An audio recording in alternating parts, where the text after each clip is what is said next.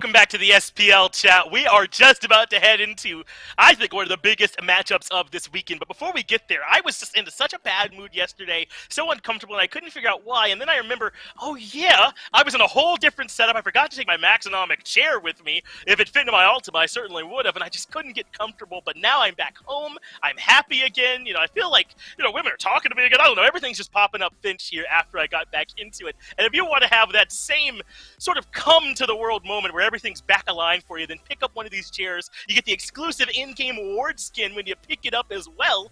That way you can let everybody know as you're getting all your vision, they sentry wards that you're better than they are. They might get that 50 gold, but you're the one with the Maxonomic chair. I've got Goremizer here with me for this set that we're going to be going into between Renegades and Obey here. Gore, I like the orange and green we got going here as well. And I think this one could be a pretty exciting matchup. I want to talk about Obey first here, though, with you, Gore, because they have been improving every time we've seen them. I think things might be coming to a head here in this setup against Renegades. That's actually the thing I think is most interesting about them. One of the things that has been improving for Obey, United has been pushing all of these teams to 3 games. Obey, they've just found the picks that work for them, which I think is really making the difference. When I read the top 4 picks that are there for Obey, Cupid, Ymir, Wukong, and Ra, all 4 of those just kind of feel like their picks right now. Nobody else is really grabbing them. The Ymir is the one that is maybe the shakiest of all of those. We haven't seen him find the most success in the world, but you've got, the Cupid, the Wukong, the Ra, all of these things for Obey that have felt very much unique to them and working well for them, even though it hasn't solidified into a win against some of those top teams. Renegades and Obey down there near the bottom of the standings at 6th and 7th place, but truly not that far from the Knights, who only have 3 wins. So a win like this kind of feels critical to me. If you want to start trying to break out of that bottom 4, then a pretty key way to do it is being able to beat those other teams that are in the bottom 4. That's what makes this match so important here for both of these teams, but I think in particular for Obey, because this is a team that feels to me to be kind of, surging is too strong a word, right? They've only got 1 win, but certainly getting better every time we see them. If they want to be able to prove they're a team that doesn't belong down here, then I think you need to beat Renegades, especially if they're going to be playing with a sub in instead of their main solo laner. This is kind of Obey's moment.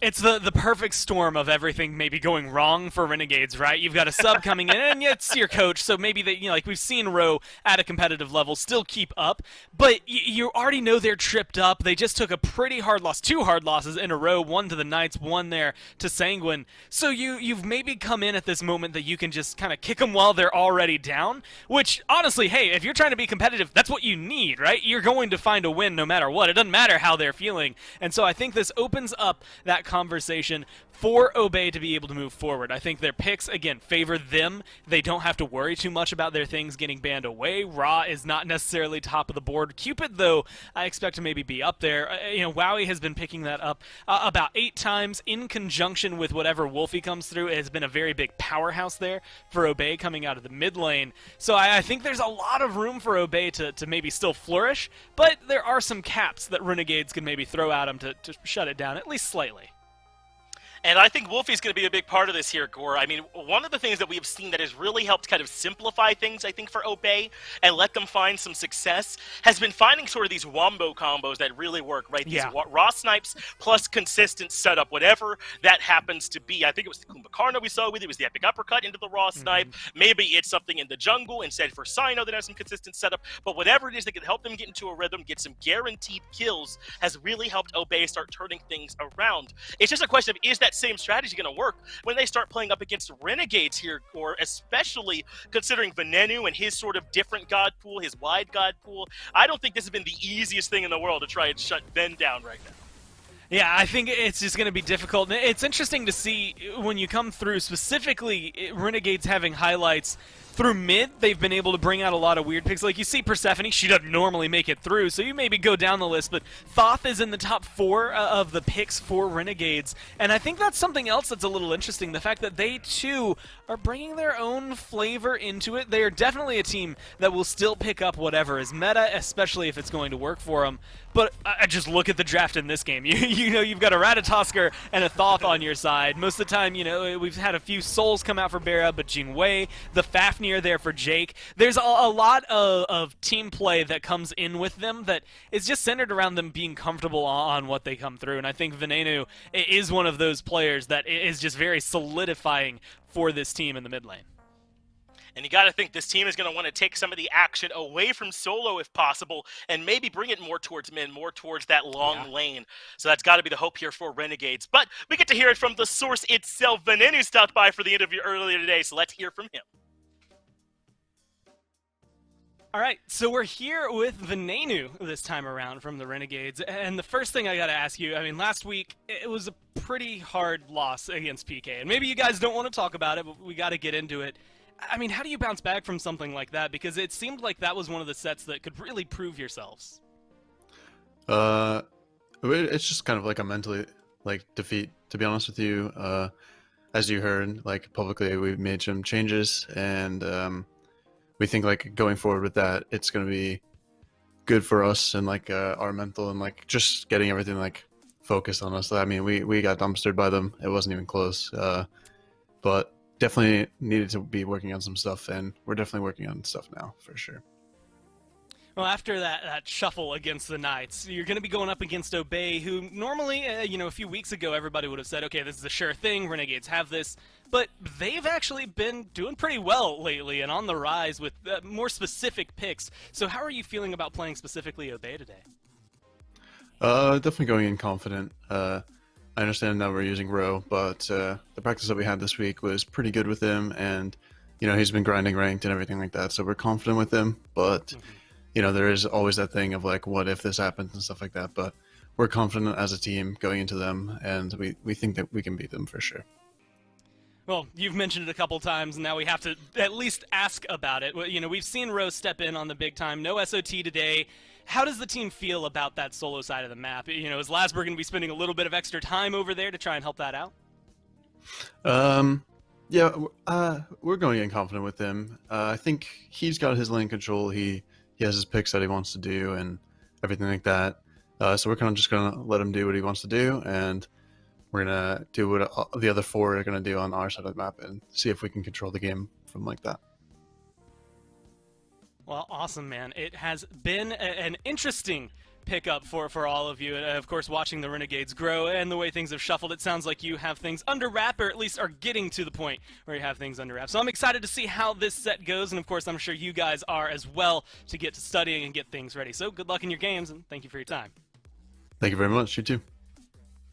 Good to get a chance to hear from Ven, and it seems like they had a similar idea about how their strategy is going to work, trying to see if they can control the action a little bit elsewhere and maybe take some of that pressure off Ro, though.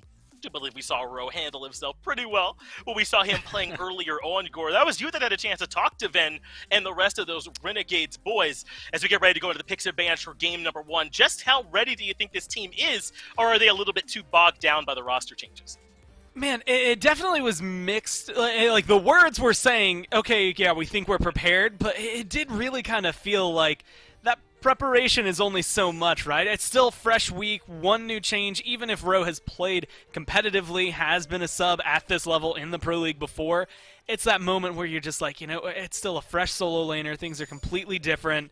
So I think there is a little bit of turmoil still in the Renegades, and I don't think that loss against Sanguine yesterday helped them too much in terms of their ability to feel confident going into the set.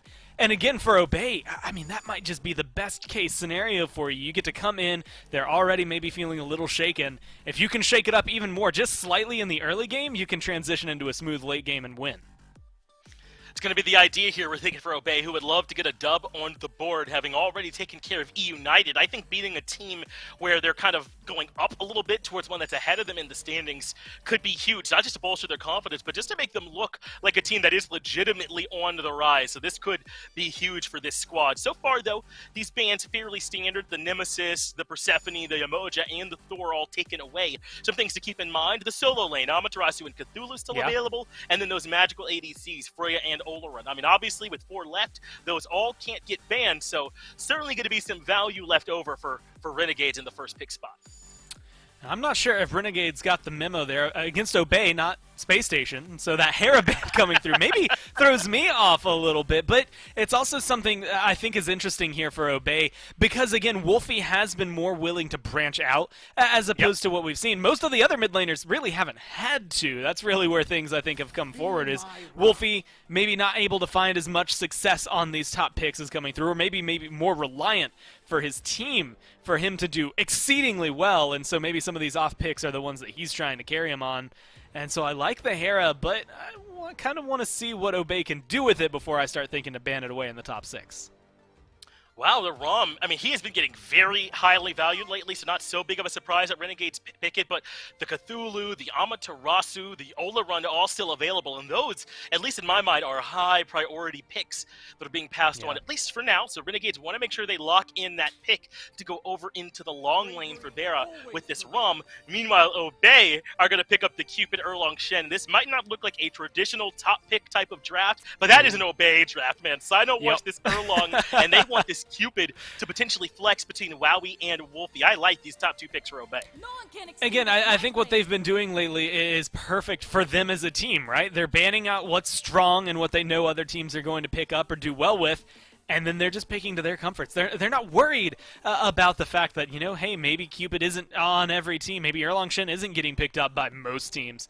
Because who cares? As long as you're able to play at a high level with them and you're comfortable in doing so as a team, then keep rolling it. I wouldn't mind and be surprised at this point if they start pulling out more. The thing that does surprise me is actually the Naja. If anybody was going to lock that in here, I would have assumed it was for Sino, because they've been going, right. You had highlighted it pregame, for that kind of Ross Naja combo with the ults. So maybe Renegade's pulling that away just to make sure they don't get that combo.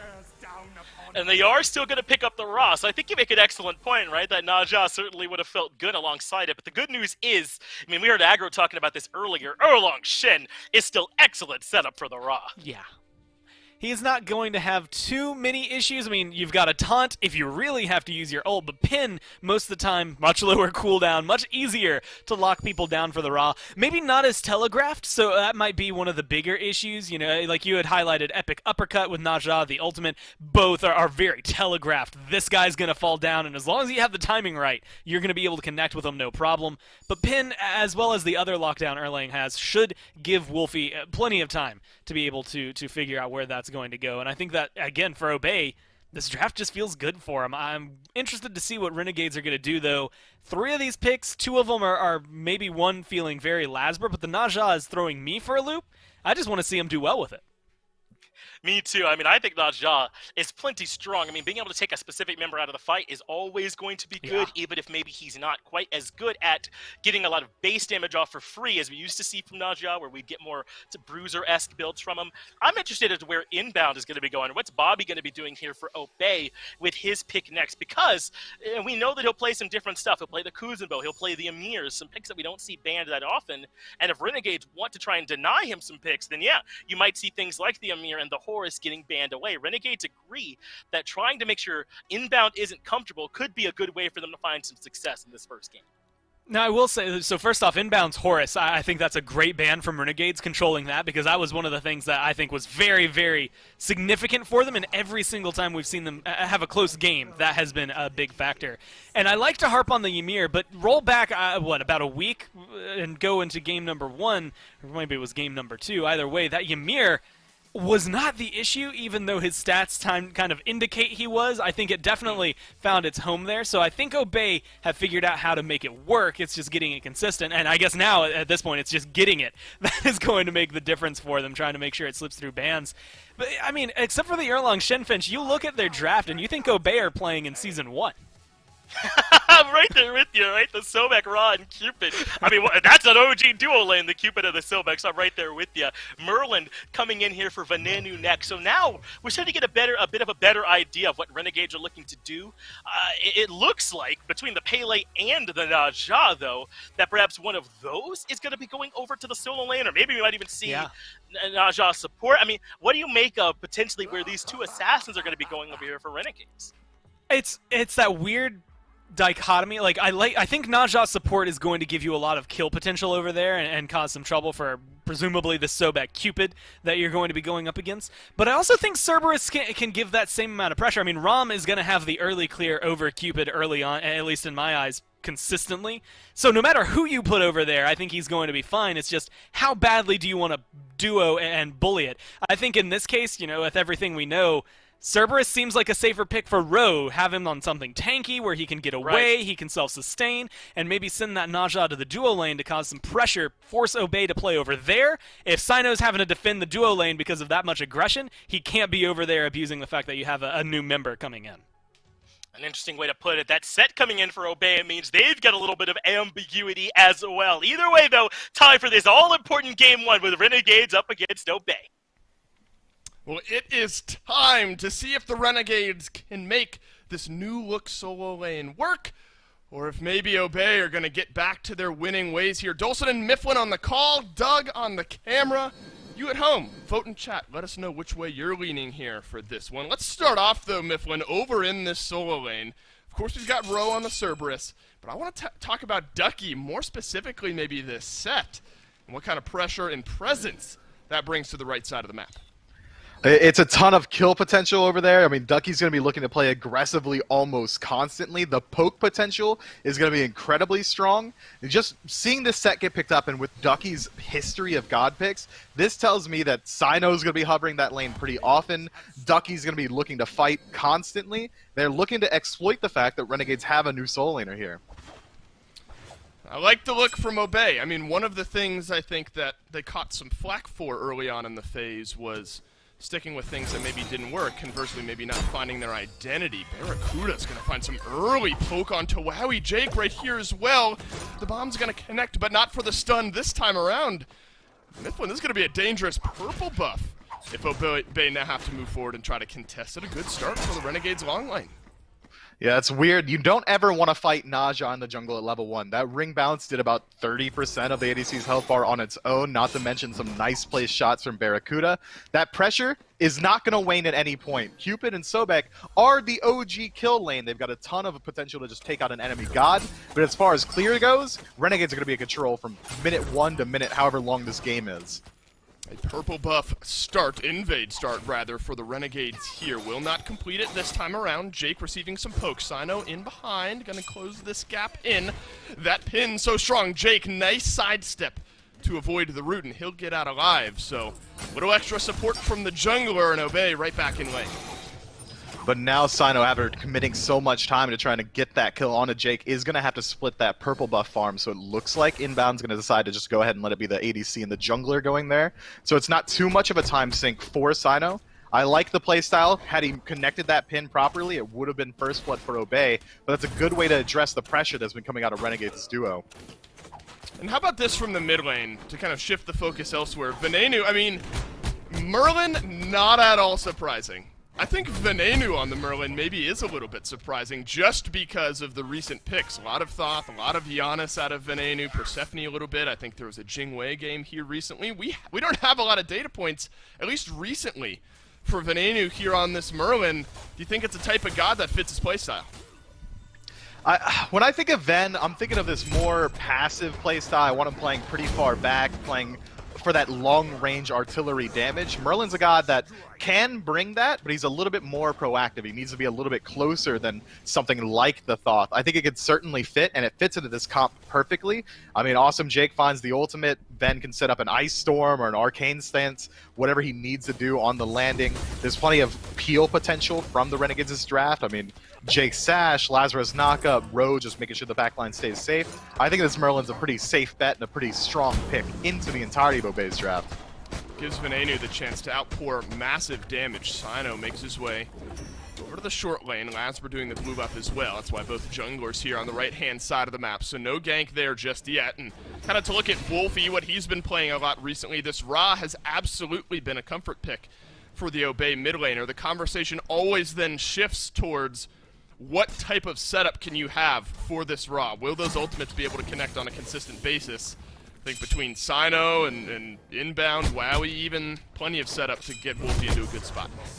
Yeah, I mean, the only one who's not really putting down any hard CC is Ducky, and he's not really ever going to be his job to be setting up for the mid laner as a solo. Ducky's job is to dive the backline. Sino lands a pin, that's a Raoult. Sobek pluck comes through, Raoult. Wow, he just lands a stun off Heart Bomb, that's a Raoult, and it's going to be up 20 seconds later as well. I think Wolfie is one of the few mid laners in the league that makes this god look highly valuable, and he really does do exactly that. And they're also going to have the additional benefit of having out-of-combat healing. The Solar Blessing, once they get to those Gold Fury dances or the Fire Giant dances, is going to be hugely impactful, especially considering the only one who really has any sustain on the side of Renegades is Ro with his passive a little bit, and Awesome Jake with that second ability, but no team-wide healing for them. Right, the Raw Cupid combination will definitely be there. Keep this Obey team nice and healthy. The conversation around Ro yesterday was largely around, you know, he wasn't, you know, dying basically on cooldown in that lane. It was just sort of this passive falling behind in farm.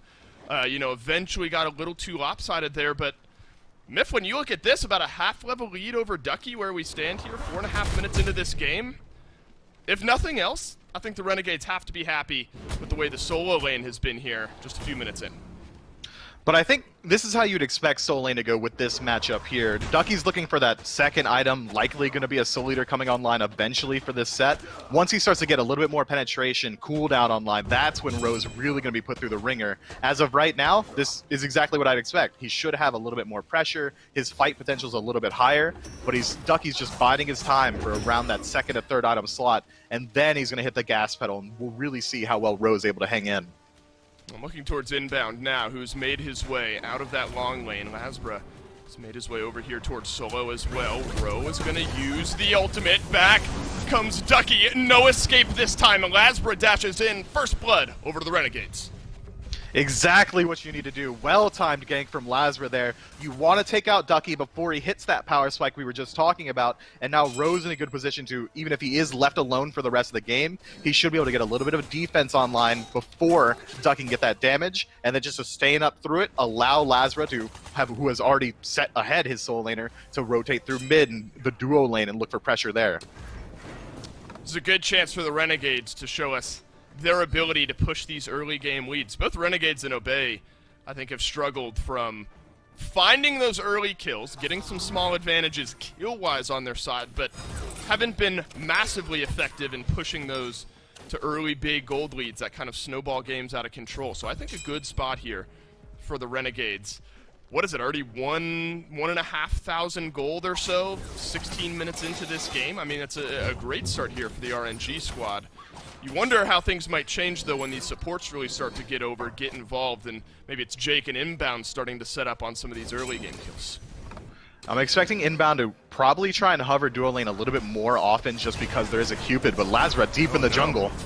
Yeah, Lasbra's looking for a little invade, had been on that side of the Obey jungle before, and was able to steal the Harpies and get out alive, but not this time. Good communication from Obey to immediately collapse on that. And that's good for Ducky as well. Pull one of those assists back. There's a minion wave now crashing against his tower, so he'll be able to get all of that farm for free.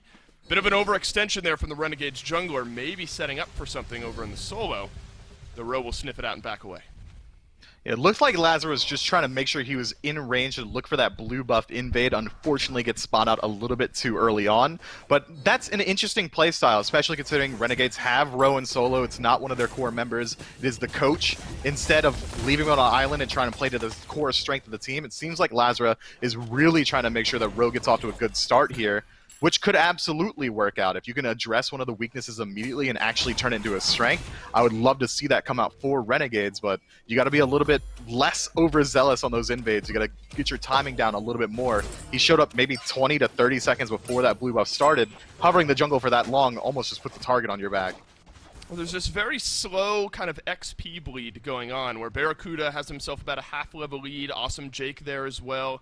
Mid lane has been for Venenu, Lasbra a bit ahead in the jungle, Ro about a half-level lead over in solo, so the Renegades in a good spot to keep this ball rolling. Maybe that hints to some of this confidence moving into the Obey red buff, which will get locked down. Jake, though, immediately pulled back by Inbound. Wolfie here to do some damage. Venenu will toss out some damage of his own. The snipe from Wolfie gets Jake real low. That Naja healing will keep him alive. Venenu there for a body block. Inbound, trying to finish off the kill. Unable to do so. Ducky in from the side. But Jake stays alive. Red buff invade. Scary, but complete.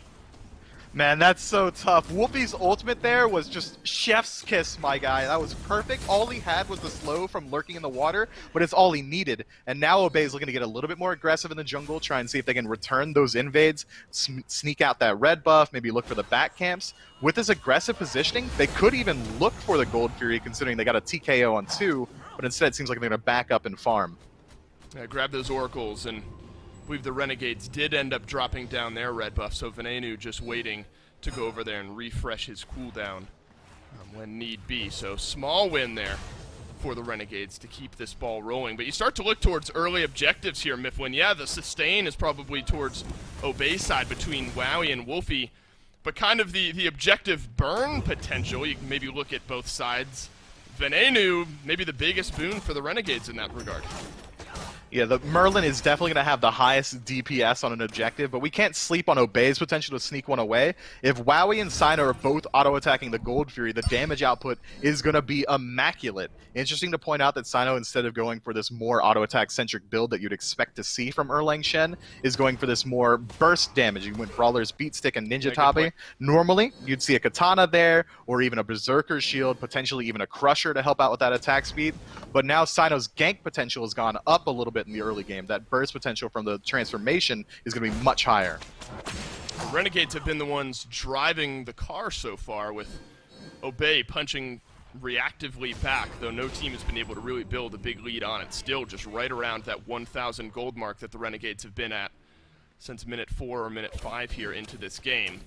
Finally, we've reached that point, though, Miff, when we started to speculate a little bit about how maybe these support rotations would start to impact some of this game. We've seen Inbound really in the thick of things recently, looking for Plux, nearly finishing off the kill onto Jake. Seems like Jake has been a bit more on the back foot. More on that in a second, though, as he is getting plucked right back in. Perfect volley of ultimates there from Obey to lock down the kill onto Jake. It's the Fields of Love, as Barracuda will have to burn his beads here up to the sky, but Obey awaiting in a ring around on the ground for when he falls. Lazarus here, though, to try to find some peel, but Inbound gets the kill onto Barra nonetheless. Wowie will take down another big fight for Obey to pull ahead. Man, Wolfie is playing insane right now. Every beam landing, every ultimate landing, and he's positioning. Once he saw Lazarus going for that rope around on that gank, he moves himself deeper into the red buff to put him in the middle of his entire team to set up Inbound for the tail whip peel. This is a well-played, well-executed composition, and this Ra, I don't think he's missed yet. Yeah, the setup has been there, and that was the conversation we had earlier about how it would look. And now we're seeing it come out to play. Wolfie has been hitting those ultimates effectively on cooldown. And that comes at a time right when I'm talking about how Jake has been the one getting engaged upon rather than kind of the opposite. And what you want to do on this Naja is get in there and lock down a target here for your team. So the Renegades support now suffering about a 1-level difference here, and Inbound having himself a good game. It seems like Jake has already recognized that he's been the target of so much aggression, so instead of going for Thebes or a slower defense item, he picks up the Sledge early on. A little bit more utility, a little bit more fight potential, but his defense has become much, much slower, and if he continues to get this aggression onto him, getting that defense online is going to be a much further shot. If he takes even 1 or 2 more deaths in the early game, he might just fall irrevocably behind. Well, now it's time for the Renegades to be the ones to sort of swing back. Obey a small gold lead, as Renegades had been nursing one throughout the large part of this early game. Look at this rotation, though, from the Renegades. 3-man stack over towards the mid. A couple pings, but good ward coverage from Obey with Sniff out. A big-time rotation. Renegades ping over onto this red buff, looking for an invade there, but completed by Obey. Lasper wants to go in, nonetheless gets melted down by Wolfie, unable to finish off the kill. Sino there for the peel, and it looks like Sino's going to get out alive as well. An invade gone wrong, and Obey, they get away with one. It's nuts, man. Wolfie don't miss. It's not easy to find that sort of ultimate when you know you're getting ulted by a Pele. She's moving incredibly quickly. There was no setup because of the CC immunity, but he still sets up the 1 and ult perfectly. Then Sino's peel into the turtle form to just crush the aggression from Lazarus in the jungle. Now Obey are getting a small lead for themselves. It's only a couple hundred gold, but the slash line being 5-1 is telling you a different story. Sure, Renegades are getting objective control, neutral objective control around these mid camps, but Obey have been fighting in incredibly well, and they're transitioning into the mid game. Ducky is here from the solo. They're able to finish off an Anu. No escape for the Merlin this time around. Wolfie has to use the Aegis. He'll stay alive here as Roe is rotated in as well. They'll pin him against the wall. Lasbro lurking just behind. Wolfie sensing danger will back off. Another 1 for none as Obey pull a little bit further ahead. With 5 of them on this side of the map and so much healing in their kits, Gold Fury should definitely be on the menu tonight. 20 seconds left until Ven respawns. The only thing that I can really see Renegades putting up a defense here is if Barracuda goes for an ult steal. And he won't. Gold Fury is going to get locked down this time around by Obey, the largest gold lead we've seen so far. Might get answered back and will get answered back by the Renegades on the Pyromancer. So objective control, kind of swinging one way or another. And so the largest gold lead we've seen this game now mitigated back down to about what the Renegades had earlier on. And talk about the man who can do it all here out of the mid lane in Wolfie. You know, not only been hitting these ultimates on cooldown, getting some good damage in for himself, but moves into that Lotus Crown for his second kind of damagey type item overall. It's going to spread out a little extra protections on his healing as well. And the ability to kill Wolfie is going down as the minutes go on. You're afforded the opportunity to go for this more defensive utilization of items because of the lead that he already has. If Wolfie was behind at all, defense becomes a lot less valuable. You need to get damage online to match it, but because he's already got about a level and a half lead here, he knows that he's going to get that passive damage just from leveling up his abilities. And now giving that protections to his entire team is only going to boost up the team fight of Obey. Their objective fight is going to get a lot better as well. I like this choice. And what's maybe nerve-wracking now is that early advantage Roe had over Ducky, and what we figured would be happening in the early game is now largely gone. I would argue Ducky has just been more effective on his rotations over from that solo lane. Oh my god, Barracuda barely gets up into the ultimate. Will be able to roll away, stays alive. Wowie on the chase, though. Stun in. Sino from around the corner. The pin down onto Barracuda gets the kill. Now the tower dive onto Jake. The 9 turns blessing just to seal the deal. Sino's got a double. Great setup from Wowie. Yeah, Wowie did it all. We're not calling it setup. Wowie did it all, and Sino scooped up a couple of kills for himself. That was well executed, well played. The ultimate timing from Barracuda was just a little bit too slow, so he took the damage from Fields of Love, landed at about 10% HP. Jake did the best he could in that situation and just create some space for him, but not knowing that Sino was on the back end of that tower means that it really was just an exercise in futility, and now Tier 1 and Tier 2 go down. That's a huge gold swing in favor of Obey.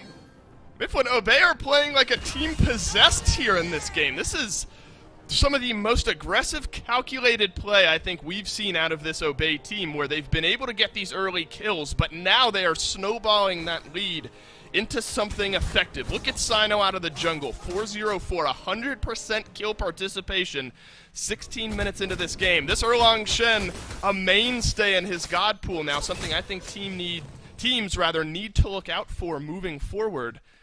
At this point, Obey are in the driver's seat, and I think the big thing to talk about as well is out of the solo lane. I mean, there's all this conversation, you know, would Roe be able to keep up? And I think the answer in this game specifically is yes. Ducky's been more effective. But, you know, this game one, should Obey be able to close it out, can't be asterisked because Roe is in this game. You know, I don't think it's due to Roe. I think Obey are just playing better Smite through and through. Yeah, it is looking like a lot more cohesion in the team fights from Obey. So far, Ducky hasn't really even been exploiting the fact that the 1v1 is now likely in his favor in the solo lane. Instead, he's elected to rotate out, make sure team fights in mid are going their way, group up around Primal Fury whenever it comes back up. Ducky's playing a much more objective team fight focused strategy instead of really leveraging the fact that he's playing an incredibly bully pick in the solo. Well, both solo laners rotating through. Wolfie connects for some damage onto Roe, who's now locked down beneath the Tier 1 tower, but tanky enough to stay alive. Plenty of damage pours into the Cerberus. TKO, 5v4 for a moment. Now, for Obey, they're going to move beneath this Tier 1 tower. Attempted teleport won't work out this time, so Roe unable to re-engage in on the fight. The gold lead continues to grow now for Obey, and there's some of that bully potential. Roe just didn't have the ability to turn any of that around. Too much engage from Obey. If this were even 3 weeks ago, 2 weeks ago, Obey would have taken down that tier 1 mid tower and then continued to push because they had that numbers advantage. But instead, we're seeing a much more reserved playstyle where they're not willing to allow themselves to make mistakes. They realize that Gold Fury is respawning in about under a minute. So instead of trying to push the lead even further, they reset back to base, spend up the gold. And now I imagine we're going to see the red team start to group up around this Gold Fury and pull it the second it respawns. This is much better look from Obey. Now, how are Renegades going to be able to fight into it? It seems like they haven't even grouped up just yet. They might not know the timer. If Obey's allowed to group up on it as 5 before Renegades respond, we could be looking at another Gold Fury going down for free. That would be maybe near backbreaking. As we stand, it's about 4K in the gold department. It's hovering around 5K in the XP department. So this is where Obey can kind of force Renegades out of this game only 18 minutes in. This Fury fight, very, very important. Look at the rotations, though. Ro, not here. Primal Fury, half HP. Talk about objective burn. Yeah, I was never concerned, but at this point, Obey burned these objectives so fast, Renegades don't even have a chance to move their way into it. They might be looking for a fight on the back end of it. Jake has been held largely ineffective, as with the rest of the Renegades so far this game. And Obey get themselves another free objective. Yeah, Doug is right to hover the Solar Blessing here. The additional power on top of these objectives with the auto attackers swinging on it, Stone Cutting Sword, and then now a Pyromancer as well. Obey. Nice try by Ro. He's going to pull Ducky back in here. Obey did lock down that Pyromancer. Ducky goes down. Barracuda on the board for the first time this game. Can the Snipes find something? No targets low enough. Sino is able to make his way beneath the tier 1 tower. Renegades, they're looking to keep going for this one. Luckily, they backed themselves off. So it's Pyro for 1. They still feeling happy about it, though Ducky does fall. Now they got to do something with this lead, this numbered advantage for the next 40 seconds, but there's not left anything on the map for Renegades to really push into. Gold Fury's dead, Pyromancer's dead as well. I mean, you could say they should look for this tier 1 tower in mid, but that's easier said than done when Wolfie's already level 17 and one-shotting the waves before they're even allowed to make their way into the tower. And now it's Obey again taking the aggressive positioning and starting up the Fire Giant as well. Out. Lasbra is hovering around the backside.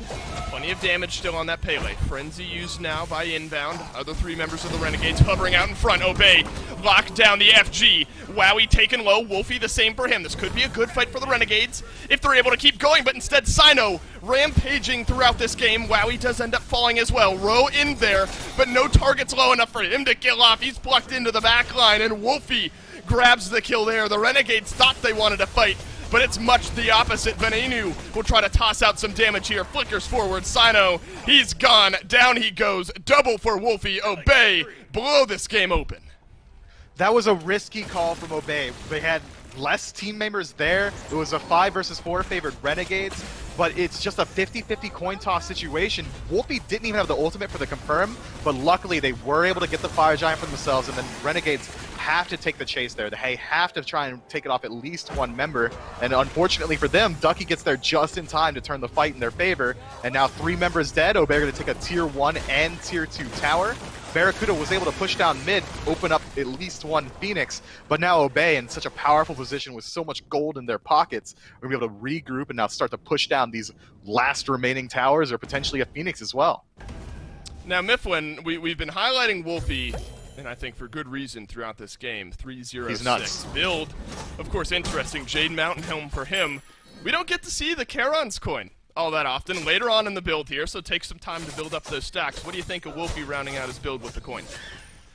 It's interesting. Maybe the additional HP 5 is what he's looking for there. He wants to leverage the fact that Ra's already one of the fastest mages in the game, so the additional movement speed is going to make it that much harder to get locked down this Ra. With the defense as well, he's not even sacrificing too much in damage either. The additional penetration and 80 power from Karen's coin matched up with the Soul Reaver. He's going to be swinging for the fences. But again, it is an interesting choice. Maybe you would have liked to see something like a Spear of Desolation in that slot normally to really nail home the fact that you were this far ahead. Maybe it was a gold decision. He decides he can't really afford any of those more expensive items just yet, and he wants to really push the lead while he has it. Either way, this man's going to be swinging incredibly hard, and he's got good utility out of it. We talked to Vote in the post-game interview, and he said, yeah, man, I mean, I just went back and bought exactly what I had gold for. I know that I'm going to be... This was Freya, of course, not the Ra, but The just what I have gold for decision making is absolutely there. I mean, you're getting power, percent pen later on into the game. That's never a bad thing. So Wolfie been pivotal so far. Sino, I mean, we got to keep saying his name as well, affecting 100% of the kills. 5-0-6 out of the jungle. So that setup has been there. And that's the way it's been for this Obey team, but this is such a clean game from them, finally rallying around some of that early pressure that Sino's been able to build. Now we get our look at the Renegades Phoenix defense. It's going to be inbound moving forward, pulled back in by Venenu. Renegades have to think smart, I think, about how they want to defend this one. Pulled back in is Venenu. Sino gets the first kill of this one. Jake goes down as well. Ducky moving in on a Barracuda. Up to the sky he goes. Lasber was in the back that whole time and found nothing. Ducky with a double. Barracuda still alive, and suddenly it's just Rowe. A triple kill from Ducky. And Obey maybe have finished game one. They very well could. Rowe doesn't have the ultimate available. I mean, his health is going to get shredded instantly. Obey looking at after the slash lines, but that's going to be game 24 minutes in for Obey over Renegades. Actually crazy. This could be a historically short day for the SPL. Yeah, 25-minute game one in our first set. 23-minute game two in our first set. 24 minutes in game one here for Obey. Mifflin, I don't think I'm overextending in saying that is the best full game of Smite we've seen Obey play this year. They got that early advantage, and they calculated it. I like the way you point that out. They didn't take fights that were too much. They didn't gamble their lead on things that wouldn't pay off. This Obey team is suddenly looking scary. Hey, only one play you could call risky, and it's that initial Fire Giant, but to the victor goes the spoils. We'll say it was a calculated Fire Giant on their half, because it really did open up the game for a win there. Well played to Obey. Keep it going forward. I'm not sure how much you can rely on Wolfie to consistently hit everything. I mean, I was watching the entire game. I don't think I saw him miss a single ultimate. This guy is playing out of his mind on the Raw. Renegades just on the back foot too often here in this one. Of course, it's a potentially 3-game set here. Renegades need to turn some stuff around in game two to get us there. But we'll go back to the desk, break down game number one. Thanks, Dolson and Mifflin. An impressive game by Obey. I think there's basically no other way to describe this one. And listen, if Obey want us to think they're going to be able to beat PK, Sanguine, SSG, or Radiance, those top teams, then I think that they have got to win this handily, basically backhand a wounded Renegades. And Gore, I think that's kind of what we saw here. Talk to me a little bit about how well Obey played. I mean, because, man, I mean, this Wolfie on Raw thing, I mean, it's looking a little too strong. It's one of those things we were actually talking about it where right now they're predictable. I can tell you what Obey are likely going to pick, at least out of 5 gods. They're going to try to get 2 or 3 of them every single time, and that's okay with them because they're not getting banned out right now. I think that's going to be the interesting thing. What happens when these meta picks are let through, but their little significant picks that they're grabbing are maybe banned away. If you ban like Ra, Erlong, Cupid, you're letting through a lot, but maybe you shake them up a little bit. If they're predictable, it works fine. And Renegades, I mean, we kind of highlighted it. They went for a get pressure on the left side of the map, let Rowe just have his lane and hang out. He doesn't have to do anything. We can just try to win this game elsewhere. And Obey called the bluff. Not only called the bluff, they left Rowe alone. I mean, they did not care about him until the late game. They demolished them on every front they needed to there for Renegades, and they were able to break up the core of Renegades as opposed to trying to bully out specifically Rowe. And I think that's a great way for them to just kind of open this up. Wolfie was on point with his ults. Same thing for Sino. You had mentioned the setup that Erlong Shin brings, and we got to see it several times. And I think you make the most important point of all of this, which is Obey did not exploit a solo lane weakness here. They took the fight to the best parts of Renegades. I mean, Lasbra and Ven and Jake need to be able to hold their own against the opposing 3v3, regardless of who is over there in solo lane. And they could not, man. Lasbra was getting bullied in the early game. My man struggled in this game. And Wolfie was hitting everything. They seemed out of sorts to me. And Obey came in with fire. They were deciding where the fights are happening. They were winning them cleanly. And as we heard Mifflin and them saying on the desk or during the cast, they were making smart decisions cleanly about where to go. And it really looked like Renegades didn't have an answer. And that was something we've just kind of been missing from Obey. I mean, decision-making for them, they've been able to make good decisions in the past. It just always felt indecisive to get to that point, maybe taking a little too long to just snap to it. Now it feels like someone is just saying, no, this is where we need to go, this is what we need to do, and they just do it. And as of right now, at least for this set, it's working, and I like that. If you have someone making those shot calls for you and you follow through with them, again, whether they're good or bad, you're at least committing to something, and it saves you from falling into that murky gray area. Well, let's see what the adjustments are here in the picks and bans for game number 2. I think Renegades have a lot that they can adjust, right? That Hera ban really comes to mind for me. I don't know if that's necessarily a must ban up against Wolfie and Obey in particular. I mean, I know what you mean about Dardes, but I do think that it is a strong enough pick. I just don't know if you have to ban it there. You know that Obey want that raw pick on their side. Maybe that's something. If you're going to ban away an opposing mid lane mage, that fits to me in one of your top 3. It does feel like there's maybe a little bit of focus. The Thor makes me start to think maybe they're trying to ban out things that are going to make Ro more uncomfortable. But honestly, the biggest shift I want to see from Renegades, and there's a reason we don't see a whole lot of it, at least right now and this year. It was maybe big last year and in Season 5, but Assassin support didn't really work out for them. I think, we're talking about Ro and how maybe that wasn't, exploited by Obey. But it was kind of ruined by Renegades. I mean, at the late game team fights, the only tank you had is that Cerberus, so you're putting a lot of pressure now on Ro to perform at a higher level than anybody else on your team, to be that frontline. Feels like maybe you could alleviate some of that, get Jake back on something he's comfortable on. I'm thinking, maybe grab the Cerberus over there for him, but the Fafnir as well that he's been loving. Ymir, Renegades have looked good with in the past as well. There's a couple of these off picks that aren't going to get banned away that you could still run and maybe find success with over there in the duo lane. It is going to be, though, the same 6 bans to start this and off, so Renegades must have thought this was an execution error. I think you bring up a good point with Ro kind of being the only tank for them. That puts the most pressure on them, especially when they had to play from behind, or better to speak, that Obey's carries were ahead. That makes it so much harder, I think, to be that only tank. But here Renegades are basically going back to the exact same draft. The Hera, Umoja, Thor bans with the Rom first picked overall, and if I'm Obey, I'm going, all right, we're perfectly okay with running that back because Sino and Wolfie dominated that game. I mean, if I'm Obey here, I'm grabbing Cupid just happily for Wowie. I think that's been working really well for them. The Erlong Shin was phenomenal there for Sino. I don't think there's many reasons to change it up, although it looks, at least as of now, maybe they'll flip the priority of the two, depending on what they lock in here. Either way, as long as you get your Cupid in the top 3 and maybe your Ra in the top 3, you don't have to worry too much about the bans in the second phase. Yeah, I feel like the Cupid a little bit more likely to be picked by Renegades, maybe less so now that they already have the Rom on their side. So I think if you're Obey, just securing this Erlong Shen, at least in your top 3, should mean it's pretty hard for Renegades to stop you from getting the picks that you want. It's just a question of if Renegades want to try and draft something that you think will respond to it. Now, in terms of what's left, Amaterasu, I believe, completely looked over there back in Game 1, the Cthulhu as well. There's still some really strong picks open, but look at this small adjustment from Renegades. They don't adjust the Erlong Shen, the Cupid, those parts of it. They're going for inbounds so bad. It was strong, but did you see enough there to where that's where Renegades need to make the adjustment? Well, I think it's also a little bit of flex. I think it's one of those picks that we're taking it away from you. Now we can ban the Horus Ymir, and you have to go even further. Although, I'm interested in seeing these teams maybe try to pick up something like a Kuzenbo or even a Hercules that has been so prominent in a lot of other teams that aren't really showing up right here. I think could be very strong.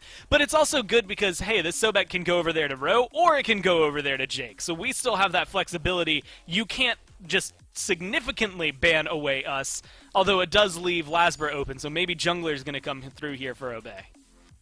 Oh, look at this. The Obeys could tell that Cerberus was a bit of comfort for Ro, so they're taking that away from him. They're going to make Ro work even harder to try and beat them in the solo lane. But now we can see Renegades and what they're going to try to do to affect inbound. Last time, they banned away the Horus and the Ymir, and they've already taken the Sobek, as you covered earlier, so they could have a chance to really bury inbound, force him to dig a bit deeper for that support pick and make life a little bit harder on him. But still, I don't even know if that's going to really matter. I think they've kind of given up the worst 3 picks they could have already. The Erlong, the Cupid, and the Ra seem to be core for Obey at this point. I think, honestly, Erlong, you can substitute that in for whatever is going to make Sino comfortable. I think this is the one he can do the most by himself and the team. We were talking about the Naja and the setup there, And while that exists, Naja's maybe not going to be the one who's carrying outside of that. Erlong had that potential. We got to see that potential. So, get Sino on something comfortable? Check. Get Cupid for Wowie? Check. They've done it now 10 times in the times that they've had Wowie specifically picking this up, and then grab Wolfie, his Ra, or anything he's comfortable on, but I think this Ra has so far been able to stand at the very front. We've seen it do well, even in these 2-0s against Obey, so it's nice to finally see it picking up some wins for him. Well, I hope that Renegades didn't take this Sobek just for it to be another ban for them, because they didn't ban the Horus, and Obey could take the Kuzenbo, which we've seen Bobby play well already, and is becoming more and more a strong Guardian pick just in its own right. So you got to think this Sobek is here for Renegades on its own merits, because the rest of the draft is not particularly cohesive, in my mind, with trying to limit inbound. They'll take this Mulan here next, which I imagine they'll be giving over to the solo lane for Ro here instead, with that Kuzenbo over there for Obey. It is becoming a little bit harder to see the cohesion here, I think, for Renegades. Maybe this is about the Sobek setting up for this Thoth, but aside from that, I'm not really sure which way in the game when they're trying to be their strongest. It feels like early game pressure kind of just all around for Renegades. Thoth maybe more late game, but the Mulan, the Rav, and the Rom all kind of come together to set that up. Sobek as well with that early pluck. But I had some luck. I got to talk to specifically Ducky about what he thought about Mulan, and I'm going to tell you, he doesn't think highly of her as a god. Whoa, so I think if this is going over there to solo lane, I don't think Ducky's going to care. Not only do I think Ducky's not going to care, with this Amaterasu, I think he's going to run the show over there. He might have a couple of levels before it starts happening, but once he hits, I'm going to say maybe level 12 arbitrarily out there, I think we'll see a significant pace change for Obey. I'm a little worried for Renegades picking this up for him, just because it feels maybe two-handed on one side trying to control that early game. Yeah, I think we might be in for another quick one here, Gore. I mean, Obey got literally exactly what they wanted. I think they would have blind picked this draft, and if you told them they get away with 10th picking Amaterasu, I mean, that makes it even more brutal here, right? Renegades have got to show us, I think now, Vin has played this Thoth before to good effect. Robin can control the early game. Maybe Lasber can get involved a little bit more early, with a little bit more safety, but it is hard not to lean Obey with the way this draft phase went. Yeah, it almost feels weird. Those words don't typically come out of your mouth. I can understand, Fincher, if it's hard to say. But I'm still leaning Obey. And honestly, with what they have, I think Kuzenbo Amaterasu, it's honestly looking like just a net gain from last game. Like, I think they only have a better draft now. And so I'm thinking, what, it was 24 minutes? If they can do it faster than that, that's just straight up impressive from them, but also something I think they need to be able to do. And just because I have the number up, I feel like I have to throw it out there. Still trying to beat that 17:59 for anyone trying to speed run an SPL game, because that's how fast Sanguine beat E United in Phase 1. Maybe Obey can do it. That's a pretty nuts pace. I don't know. Maybe Obey can get there. We'll have our chance to see game number 2 with Dolson and Mifflin. Mifflin and I are talking here as picks and bans are rolling through, and I think you and I, Miff, largely agree with what the desk said there, and that interesting priority, I think, in the ban column from the Renegades, and maybe more importantly, that results in Obey getting exactly what they want out of that pick phase. I think the Renegades have a good draft as well, some strong picks here and there, but I think you're looking at a team comp that fits that team perfectly. I think Obey have got it. Look, man, I'm going to go ahead and get on a soapbox right now. There's no reason Amaterasu should ever make it to 10th pick, ever. I mean, I understand that you ban out the set because Ducky is able to rotate throughout the entire map and control the pace after that 10-minute mark. But when you dedicate that secondary second phase ban to Ymir, you're almost enforcing that Bobby is going to get off of Ymir onto arguably, it's not even arguably, a straight-up better pick. Kuzenbo is safer, the damage potential is just as high, his backline disruption is way better. Ven has a lot on his plate with a draft that Renegades have taken here, that once late game rolls around, it's almost entirely up to Venenu to completely control the team fight. And now that inbounds on Kuzenbo, it's going to be so much harder to do. It feels like Renegades just didn't really know what they wanted to deal with coming into the Obey Alliance game today, and they just kind of didn't deal with any of it and gave Obey exactly what they want. Couple three-point shooters out of the mid lane this time around. Still the Raw for Wolfie, but Venenu on the Thoth. There's going to be plenty of snipes to be found throughout this game. Let's talk a little bit about the Renegades draft, though. Obviously, we're excited about what Obey have drafted, and they should be as well. You know, I think the Robin could be strong here for Lasbra. It was a very slow early game, and admittedly an entire slow game for the Renegades in game number 1, so maybe Lasbra able to bridge that gap a little bit. And maybe what do you see here in this Mulan pick for Ro? We have seen her, but largely in the support role. Do you think that she could go toe-to-toe with Ama? There's maybe one other god in the game that goes toe-to-toe with Ama. It's definitely not Mulan. I think we see Mulan over in support role more often because the ability to set up for the rest of your team is a lot higher. You land that third ability, you set up for your hunter, that's where the damage is going to come through. As far as sustain goes, it's going to be a while until Ro's going to be able to keep up with Amaterasu's sustain. As far as poke goes, I don't think he's ever going to be able to match the same level of poke that Amaterasu is bringing. And in the team fight phase, once they rotate out around 11, 12 levels in, Amaterasu's got Dazzling Offensive, potentially the best engaged tool in the game, and right. Mulan can dash into your entire team, root them, then knock them up, but she's also going to be stuck there for 2 to 3 seconds while you have Cynosure and Wowie absolutely wailing on you with auto attacks. That's true. Nothing of what you just said sounds bad, minus the being stuck there like Ro is now, as Cyno will gank the solo lane, but no kill to be found for Ro, despite the pin hitting. Yeah, I mean, knocking up, you know, damaging, all of that for Mulan sounds good. It's the, now suddenly you're in the back line, and your only escape is hoping you have the upgraded hook to connect to a wall and get yourself out. So it's an interesting playstyle nonetheless from Ro here on this Mulan. I do kind of want to follow along, see what the junglers adapt to here in this early game, because Cyno, of course, affected for 99% of that game. He was 100% kill participation, maybe just until the end, and even then I don't think he stopped. So Cyno largely impactful throughout that game. Lasbra, a tough time finding that same impact on the Pele. What do you expect from him here on this Robin?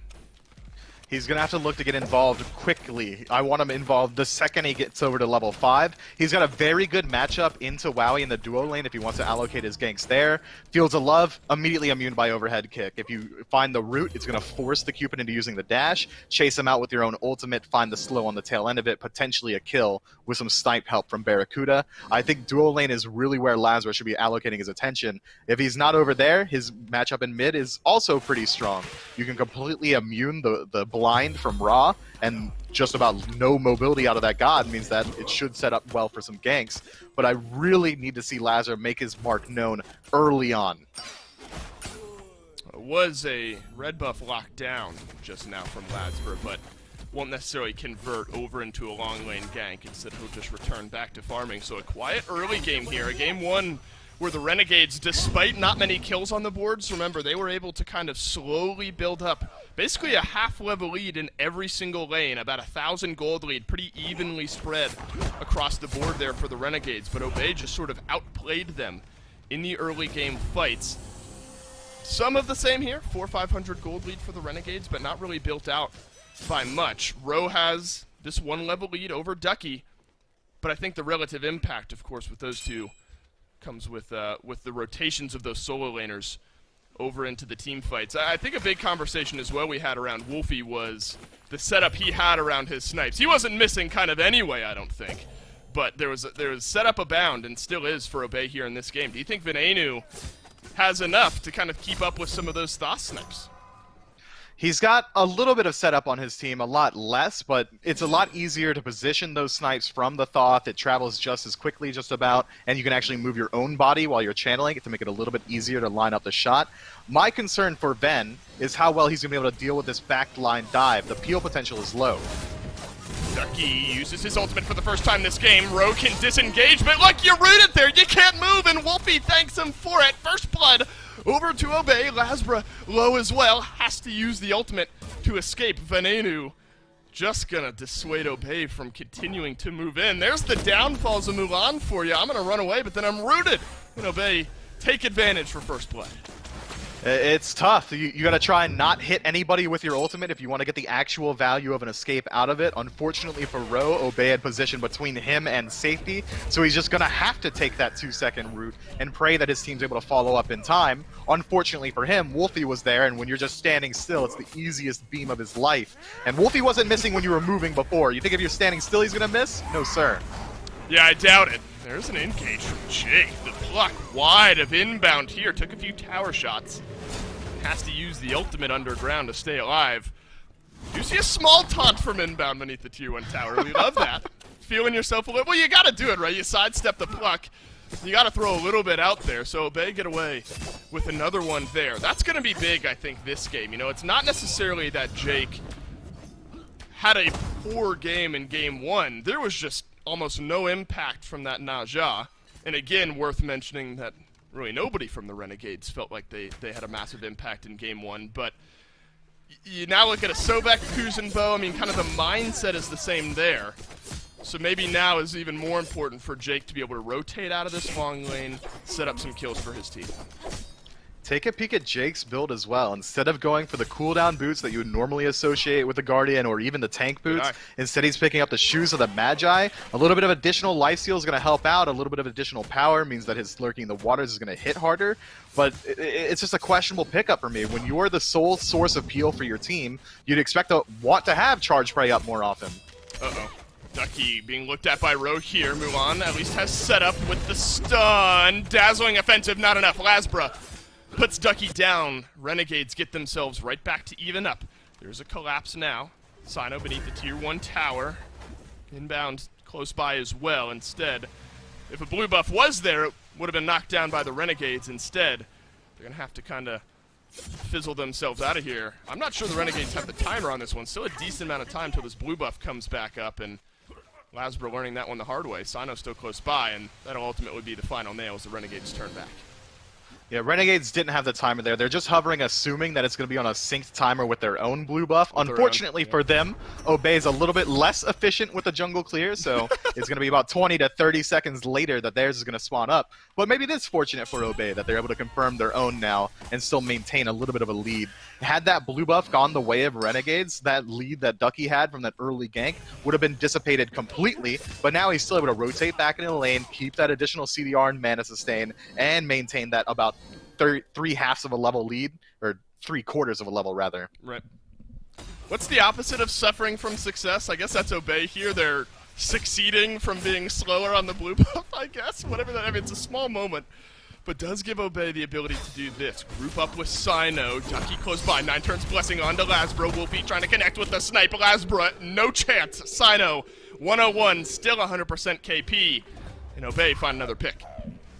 That's an early stone-cutting sword pickup for Sino. His damage output is going to be much higher. The ability to blow up an objective is going to be much higher. I think that's a very apt decision that he's made. He decided, okay, sure, my stick potential is going to be a little bit lower, my sustain's a little bit lower, but if we do make our way into a gold tree, he's going to absolutely decimate it. And having Wolfie on this Ra means you've at least got that confirmed there. It's not going to be quite as much damage as Ven's ultimate, but it should be just enough.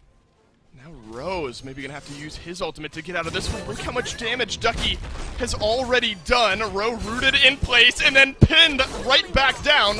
Now a couple of times Ro has not been able to survive. The ultimate, it'll move you a few meters away, but then the follow-up just too easy from Sino and Ducky there. Another kill on the board for Obey.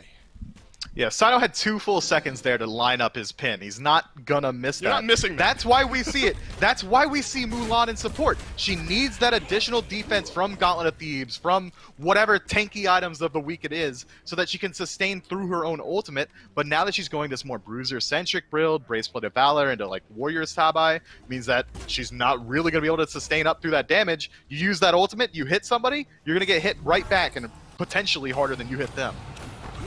Yeah, brilliant rotations there from Sino. Remember, rotates with Ducky, gets the kill onto Lasbra by those mid-harpies, and then immediately over to solo lane. And they're right back here. Ro, no ultimate. This time, Ducky strikes again. And right there is Sino. The pressure abound on the right side of the map. Obey's game plan clear here. And they are putting down Ro. Now the 3rd death this game for this Mulan. Yeah, I mean, Gore pointed it out earlier that Ducky doesn't respect the Mulan pick in solo lane, and I mean, I guess we're seeing why right now. He had to have like a full-on Keck W when he saw it get locked in, because that's exactly what's going to happen. Now that Mulan's behind, the relative strengths that we were talking about earlier, the benefits that she brings to the team, are completely mitigated. She hasn't had the time to sit in lane to level up her abilities, so the damage output's going to be much lower. The sustain potential from the second ability hasn't come online yet because she's been under constant pressure. Ro's going to have a very hard time transitioning himself into the mid game, and now Ducky and Sino essentially just have a free kill whenever they want it. The time is here, Obey. You got the ball in your court, and they're going to look to push it more onto Good Jake. God. Oh my God. No chance. That's a 9 turns blessing into a snipe from Wolfie. And that is a Sobek that got deleted that quickly. Obey continuing to pull ahead here. Ro realizes there's a rotation maybe from the mid lane, is going to back off just slightly, but instead it's the Pyromancer being looked at by Obey. And this gold lead has now grown just shy of 3K. Yeah, they go for the Pyromancer there, knowing that had they gone for Gold Fury, they might have to worry about a Pyromancer return, but with Renegades being so far behind, they know that Gold Fury's return likely not an option, so that's a very safe pickup for them, and now Gold Fury's going to be on the menu later. They can group up around it and force another engagement, now that they've got a pretty commanding lead already. It's going to be tough for Renegades to respond to it. I imagine we see Obey back to base, spend up their gold, start to get a little bit of ward dominance on this side of the map, and then force Renegades to make a hard decision. It's just been so tough. I mean, it's going to be difficult to keep up with the pace that Sino has set. I mean, Lasbra ganked Ducky early. Remember, there was some good setup from that Mulan, the follow-up early on. Maybe it wasn't first blood, but still a kill late earlier on from the Renegades. And then Lasbra has just kind of faded away. Difficult, again, to kind of keep up with what Sino is doing, but hasn't been there all that often. You don't miss. Oh my God, another snipe over onto Jake. Benenu half health as well, and that's an engage that the Renegades were looking to take. Obey able to turn that one around. But they do get Ra's beads there, so now Wolfie's going to have to play a little bit further back in these engagements. Now the gold free potential goes down a little bit. Barracuda losing out on his beads in turn means the exact same. Now Gold Fury's back on the menu, because now Obey also have a target that they can immediately run down from a range.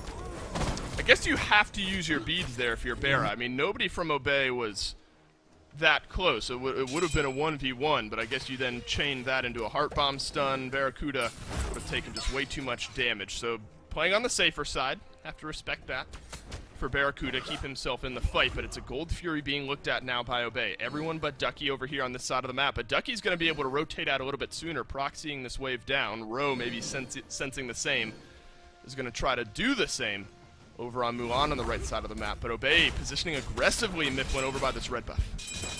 Yeah, inbound. This is what is bread and butter. Position wherever the enemies are. Now Jake's in a little bit of trouble, going to lose about half of his health. Obey have the first man rotation towards that Gold Fury. Renegades have to work into the defensive positioning. Oh, and this Gold Fury is absolutely disintegrating. Oof. Obey, lock it down. 4K gold, 4.5K XP, 14 minutes in. This is a masterclass by Obey on how to put an opponent down after finding an early lead. There's a miss from Wolfie. He's got to do it eventually, right? I mean, thank God he misses at least one. So this one goes a little wide. I don't know if it would have resulted in a kill either way. But we know he can bleed. We know he's human now after everything else is connected. But it's been the same setup every time. Inbound with a push, Wolfie with a snipe, and 5 times this game we've seen that, not all 5, 3 times this game we've seen that connect for a kill. So more of the same from Obey pushes this lead further. Now we get to see how Obey is going to play around this lead. This is where both Renegades and Obey have struggled in the past, with no Pyromancer or Gold Fury available. Where is Obey going to group up? What are they going to do to continue growing the lead? Or are they going to allow Renegades to try and make some proactive plays themselves? Benenu pushed right back in, has to use the beads, blinked back in by Sino, who will taunt Ben right back into him, and the damage is there. Inbound will use the ultimate. It's a second kill now for Obey as Wowie will get one over onto Lasbra. And again, that's Renegades pushing into the red buff side of Obey, and Obey just collapse in on them and get a couple of kills there. Now there's a 2-level lead for Ducky here in the solo lane. Ro has some good sustained there. Likely will be able to stay alive, but Obey able to kind of counter-engage so well.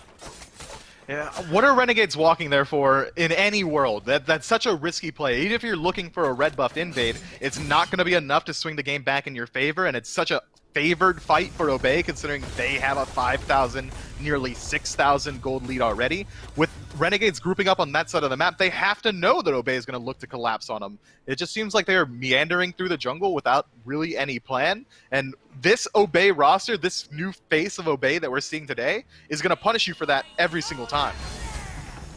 And of course, you know, a game's never over till it's over, but if Obey continue continue following that cookie cutter that they had from game 1. This one is looking dire for RNG. Look across the board. 2 levels in solo, 2 levels in jungle, 1 level in mid, 1 in support, 1 over an ADC. I mean, the gaps are there, and they're difficult to come back from now from the Renegades. Maybe a lopsided fight. 3 versus 2 like we're seeing here could be the answer. But not going to risk that tower dive. Renegades will take the invade and back off. Take a peek at Ducky's build. He's going more so Bruiser, picking up the Berserker's Shield and the Frostbound Hammer, likely going to be a Shogun's Kusari on the tail end of it. This means that any time that Ducky's able to make even one auto attacks contact with Ven on this Thoth, it's going to be impossible to peel him off. He's going to have the slow auto attacks, the damage output. It's all there. Rotating in at level 17, Ven's going to need a lot of luck to survive. Barracuda, both actives. His ultimate will provide a little safety first off. Good roll away, but look at this. It's a double taunt in from Sino. Maybe sets up a kill here. Rowe not connected with the final bit of damage, but Ducky's there to get rid of Lasbra. Jake limping away from the fight. He's going to dash away. Stay alive. The chase is on, though. Ducky just needs to hit the final shot there, and he does. Double kill for Ducky out of the solo lane. Rowe goes down. Ducky's got a triple. Obey starting to run away with this game. The chase is still there. Ven pinned against the wall. Inbound grabs the kill, and it's only Barracuda alive. I'll take FG, say Obey. Yeah, Barracuda with no ultimate either means there's no steal potential, so he's going to have to limp on over back to his lane and maybe pick up a tier 1 on the tail end of it. Shame on me for saying Ducky was going to look for Ven there. Instead he kills literally everyone else in the team fight, but that's exactly what's afforded to you by this lead. Shame on Inbound for stealing the quadra kill, but now Obey are on the exact same pace they were last time. 17 minutes in, picking up Fire Giant for 5 members. Gold Fury's going to be respawning in about a minute as well. They're going to be able to clear out Pyromancer, regroup, take out a tier 1 tower, get the Oni Fury on the tail end of it. This is so much pressure left on the map, and this gold... Well, Mifflin effectively, everyone there had about a 2k gold lead for Obey on the back end of that Fire Giant, so Obey are going to be able to back off, buy these next big tier of items for themselves, and get right back into this fight. I mean, saying this is an uphill battle is somehow still an understatement, and I have to look my eyes over towards Sino again. An 11-kill game so far for Obey, and Mifflin, yet again, Sino has affected every single one of them. 209, you don't have the most kills in the game. 2, you know, small in the kill department, big in the assist department, and this Obey jungler's having a day. He really is, man. But he said he was going to hang out the Warriors, and he's playing it like an assassin. Stone Cutting Sword, Toxic Blade, Wing Blade. Yeah, he's doing it all, and his damage output is nothing to scoff at. I mean, look at that. How long was that? Can we get a timer? 2 seconds, maybe, that Goldfree was able to defend itself before it falls to the damage of Obey Alliance? Now we got to talk about their siege potential. It's a little bit higher than it was last game. Cupid's going to have a field day, absolutely, creating no play zones. Wolfie dropping his Solar Blessing means that every single hit that lands on the tower is going to be empowered. The damage output, the engage potential from Ducky is going to be insane. I mean, Ven's been having a hard time performing, and he hasn't even had the gaze of Ducky put on him just yet. But now that it's going to be a true 5-on-5 engagement, it's going to be hard for him to dodge it. Mifflin, this is where game 1 ended. This is a Control-C, Control-V situation for Obey. They've copied and pasted game 1, and they might be looking to do the same thing here in game 2. Not as clean on the engage. Snipes down from Barracuda, up down from Lasbra. That one's found Wowie, but a shell keeps him alive. Ducky, he's gotten a kill on the back line. Lasbra goes down. Barracuda, he'll pull back one, but Inbound is going to maybe find a kill onto Jake here. They're diving onto Barracuda, and Obey have found the kill. Venenu has to use the beads, avoids the stun, but he's rooted down, taken down. Ducky with the kill. It's a deicide for Obey. It's the 2-0. The Obey squad back in the win column. And they've got the wave there already. 20 seconds left on the nearest respawn. That's absolutely game. For a second, it looked like Renegades was able to turn that fight around. A fantastic ultimate from Lasbra drops Wowie down to about 1/10 health, but we didn't get to see what was happening in the back line. Ducky and Sino were having a field day. Renegades just get outplayed across the board. Yeah, this is Obey and nothing else. This is the best we've seen this Obey team play, outclassing the Renegades at basically every facet of the game. The jungle pressure on the right side of the map from Sino early, often you transition that into a fed Ducky who just kind of runs the game on the back line. Obey and Obey fans have to be excited with the look of this squad after the set. They're looking so much better. The cohesion, the ability to work off of each other, the CC setup for Wolfie in mid.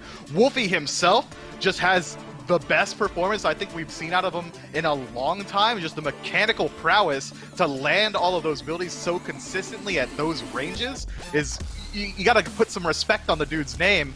Ducky, as you said, completely controls the pace of the game, not only by dominating his lane, but by rotating out and spreading the wealth everywhere. If Obey can keep this energy up, man, they're a team to look out for. Man, and this song as well, it's hyping me up, Myth. Everything connecting right now. Good vibes for the Obey boys. They get the 2-0 win here today. That means we'll go back to the desk to take us home. Man, that was all the Duckster. Maybe drop some quacks or something, I don't know, but Ducky popped off. Amaterasu 10th pick, maybe take a little sooner. I don't know if I'm going to be able to make it through with any of that stuff, but Obey are looking nasty right now here, Goremizer. And in Game 1, it felt like to me they weren't willing to go over there and try and bully out Roe. But here in Game 2, I think that they were, man. They were over there from minute 1, got Ducky way ahead, maybe thinking that, hey, I'm not getting carried by Wolfie and Sino, I could pop up too, but they absolutely brought it here in this second game.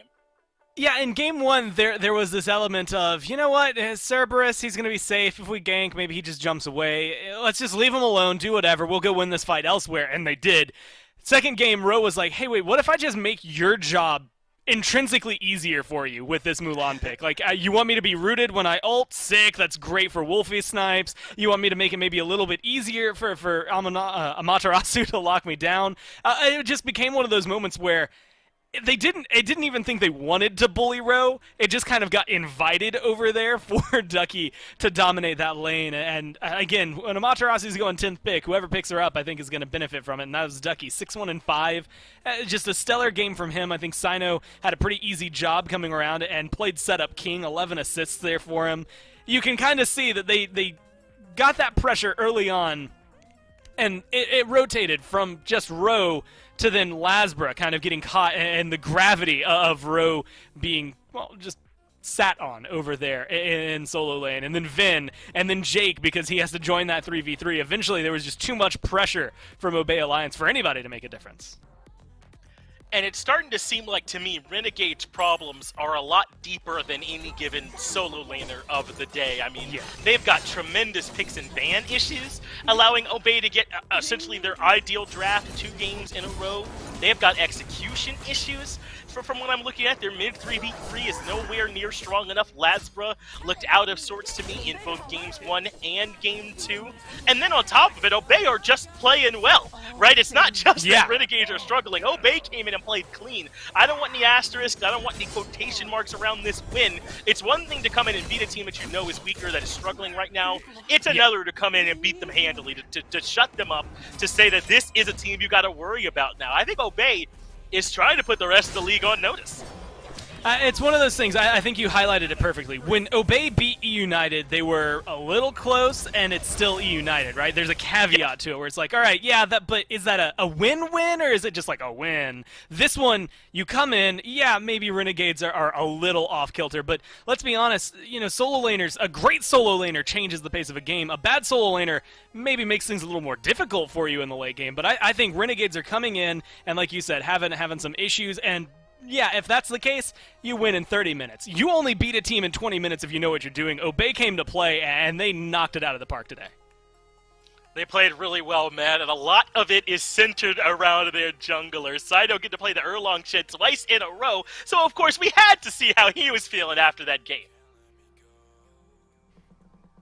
That's right, Sino's with me. First off, Sino, thank you. I'll be able to make my dinner plans now after a 45-minute total set from you guys over the Renegades. Second question, looks like you're in the Obey house now. Does that mean you've officially moved in with the squad? Yeah, I've been here for about a week. It's nice to be here, honestly. I get 30 ping now in SPL instead of 90, which is nice. But yeah, I've been enjoying it here a lot. Yeah, and at least initial impact certainly shows here up against the Renegades. 24-ish minute win, 20-minute win, best set of the year, I think, so far here for you guys. Give me an overarching idea. What do you think worked for Obey today? What helped you guys get the easy win? Honestly, I just think we got all the picks we wanted in draft, and then we just executed those gods how we wanted to. Just that's pretty much it. We didn't make any mistakes really, and we just played clean. Yeah, I think so. You got early pressure, and that's something Mifflin and I were talking about. You know, you had these small advantages, and then we're cautious, but in the right way, to not kind of gamble those out of your control. Much better from you guys. I don't have the official stat, but I think very near 100% kill participation on the entire day from you. And, you know, like, we could bring up a tweet. You said no more warriors out of the jungle. Where does Erlang Shen totally depend, warrior or assassin, on what type of build you go with on him? Do you think he technically is a warrior out of the jungle, or are you playing him more like an assassin? I considered him an assassin. When I said no more warriors, I meant like no more Nike, no more chalk. Right. If they leave Erlang open, I will be picking that every game, so... Well, I hate to say it, Sino. I'm not sure Erlang Shen is going to get left open against you all that much more, especially if you're going to be playing like you did today. Lights out performance from you, lights out performance from the squad. Congrats on a very quick win for you guys today. Get back in that win column. We look forward to seeing more from you guys in the future. That means we're going to go back to the desk, though, to round out the day. Thank you. Glad to see Sino is confident. The same confidence we saw from him when he stood atop the world's stage back with Splice. So no surprise, I don't think, that this man is feeling good after a big performance. And I think that it is a failing of the highest order, Gore, if you allow Obey to get any more drafts like that. The Erlang, the Cupid, and the Ross seem to me to be pretty core to their success at this point. If you're playing them, I think you have to take that composition seriously. And you go back and you look at some of the bans, and you maybe ban away some of the things that were maybe causing some falters there for Obey. So maybe just, again, some rough picks and bans from Renegades. And I always hate to do this, Finch, because that was a phenomenal win. But now I want to see Obey against the Knights. You know what I mean? Like, I want to see the next highest, right? I just always want it, and I hate being the guy that's always moving the target for them. But you beat United, and you did it well. You just thrashed the Renegades. Now I want to know how you can do against the next best team, because I think they can keep proving themselves. At least as of right now, they've been on an upward trajectory, which is making me excited to watch Obey sets.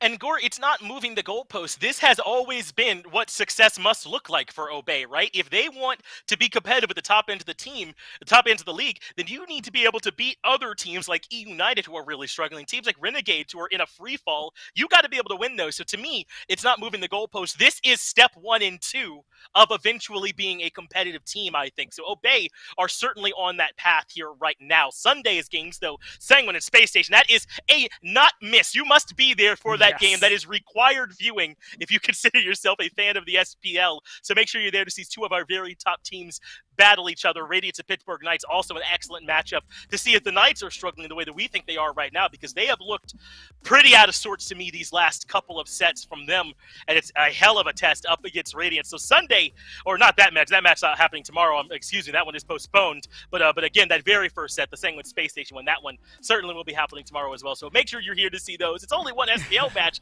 so certainly no excuse not to be there. And all I can think of, like you said, it's only one SPL match, but it might just be the best one of the week. Like, the way I'm looking at it, these sets today were very fun to watch, but that set might just make up for the fact that the other one's postponed. It's going to be phenomenal. Certainly is going to be. Appreciate all of you for being here watching it today. Again, congrats to all the winners. Thank you to production for making the show happen, and then all my other casters for helping me out. But that is it for the SPL. We will see you tomorrow, 3 p.m. Eastern, for that set.